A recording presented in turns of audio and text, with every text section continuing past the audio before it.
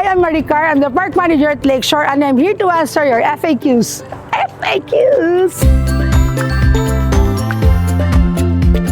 So our park hours are Monday to Thursday, it's 8 a.m. to 9 p.m. But on weekends, that's Friday to Sunday, it's from 8 a.m. to 10 p.m. But on holidays, of course, we have some exemption, and we open depends on the people. So, paano naman kayo makakadating dito sa Lakeshore? So, una, pwede kayong mag-NLEX via Mexico exit, and you can type Lakeshore Philippines sa Google Map or sa Waze natin. Yes, pet-friendly kami dito sa Lakeshore. We allow them for as long as they are in their own leash. At the same time, they have their diapers, and we always have to pick their poo-poo. Aside from the rides, marami pa kayong pwedeng gawin dito sa Lakeshore. So, pwede kayong mag-picnic, pwede kayong mag-jogging, walking, fishing, at boating. So, pwede rin kayong mag-nature trip dito sa Lakeshore.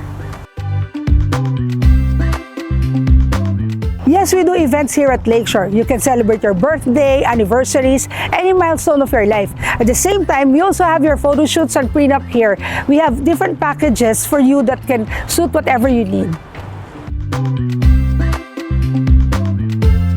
So we have a lot of lake activities also here at Lakeshore. You can rent this party boat for family, for friends, as long as you are maximum of 10 packs. We also have the duckless one. You can also do fishing here at the lake.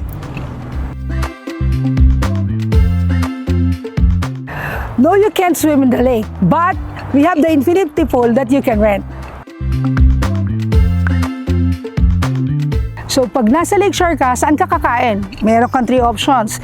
We have here the Flavor Cartel, open space spa, and we have 35 food trailers or truck. Second, the Stopover of the Lakeshore, located along NLEX, so we have a backdoor access. And then lastly, we have the Lighthouse Grill, located near the Lighthouse. Yes, you can do fishing here at Lakeshore from 8 a.m. to 5 p.m.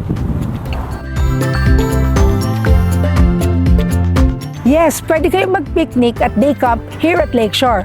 Pero bawal kayong magdala ng butane, grill, or alcohol. So ano pang hinihintay nyo? Tara na sa Lakeshore!